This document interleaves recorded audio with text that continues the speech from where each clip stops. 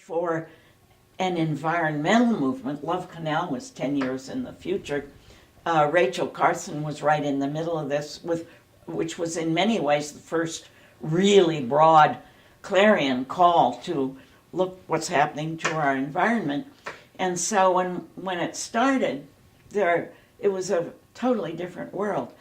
And there was no sense of anybody going to address, a citizen going to address the supervisors. There was no place on agendas of any of the public institutions, from the supervisors to the school board, for public comment. The public was, like Brendan said, you don't mind your P's and Q's and keep your mouth shut and let us get on with the business of government.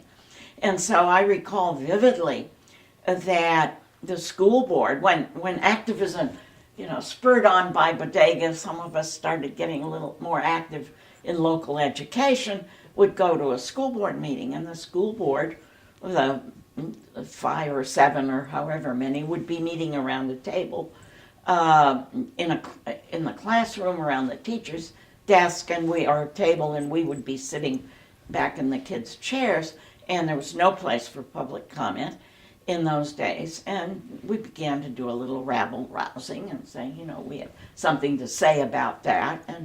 But there was no tradition of public involvement at all, or in any major way. And Bodega changed that. Bodega changed the role of citizens.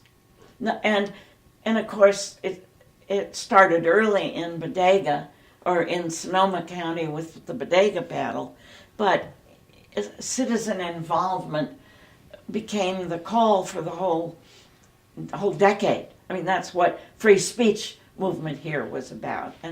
And by the end of the 60s, it was a whole different world.